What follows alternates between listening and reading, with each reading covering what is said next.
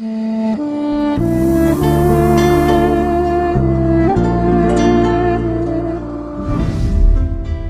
hadirin yang dimuliakan oleh Allah Ta'ala, menunaikan haji dengan jalan kaki ini memiliki fadilah tersendiri.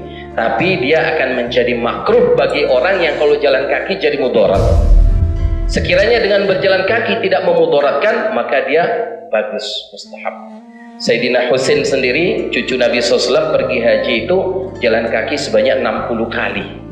Ya, dari Madinah ke Makkah, ya, jalan kaki. Kita ya. Nah, hari ini dimuliakan oleh Allah Ta'ala, supaya kita paham betapapun mujahadah ini. Hari ini kita haji, kalau kita nggak sebut ini nanti kita lupa mujahadah, dan belum mujahadah kita. Orang-orang dulu pergi dengan berjalan kaki. Ada satu orang pergi haji, mujahadah pelan-pelan jalan sampai sana 1 tahun, Pak. 1 tahun. Dan dia rasa, ini kayaknya pada musim haji tahun ini, atau mungkin dengan tahun-tahun sebelumnya, sayalah orang yang paling mujahadah untuk haji ini. Jumpa sama satu orang dalam keadaan cacat, tadi yang cacat, kakinya puntung sampai juga kemari. Kamu, negeri kamu mana? Khurasan. Berapa lama kamu sampai kemari? 5 tahun. 5 tahun. Akhirnya orang bertobat dia. Oh, rupanya saya belum mujahadah. Hadirin dimuliakan oleh Allah Ta'ala, Fudail bin Iyad rahimahullah, satu orang wali Allah Ta'ala. Beliau pergi haji jalan kaki, Pak. Begitu sungguhnya beliau menjaga, usaha untuk senantiasa menjaga rohaniyah beliau dalam safar. Sehingga apa yang beliau lakukan? Beliau jalan kaki 1 langkah sholat 2 rakaat, 1 langkah sholat 2 rakaat, 1 langkah sholat 2 rakaat. 15 tahun baru sampai ke tanah haram.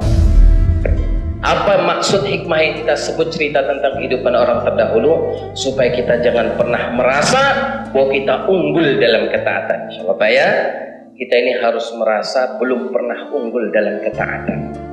Kalau dosa insya Allah kita unggul, Pak.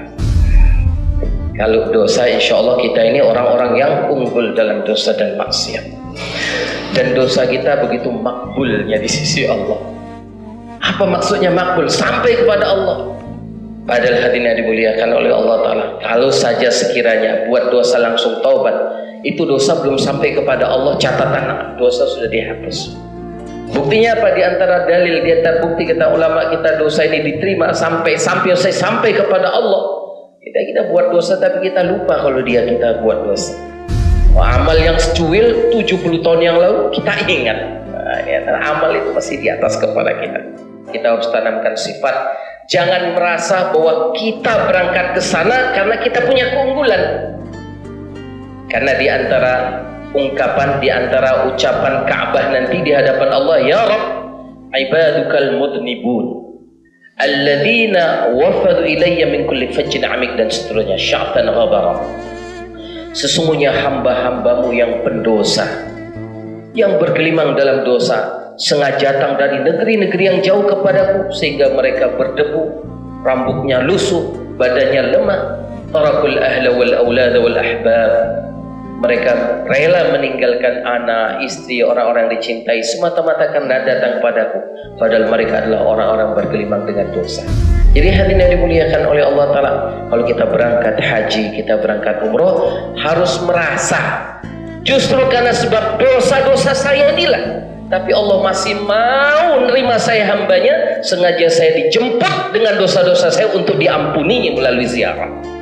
Jadi jangan merasa kita pergi ke sana karena di kampung kita tahun ini kita yang paling top sehingga kita yang dipilih. Ini akan muncul penyakit-penyakit seperti ini. Kenapa kita dipilih oleh Allah Ta'ala untuk satu kebaikan? Karena banyaknya dosa kita dan Allah masih ada sayang dengan kita. Dengan kebaikan itu Allah mau ampunkan dosa kita. Bukan karena kita unggul dari yang lain-lainnya. Sikap batin yang seperti ini yang menyebabkan orang-orang dulu itu unggul walaupun dengan amal-amal yang sederhana. Tapi tanpa sikap batin yang seperti ini, dengan amal-amal yang kelihatan besar, kita nggak punya ring dalam pandangan Allah. Maka kita berangkat dengan perasaan sebagai hamba yang penuh dengan dosa.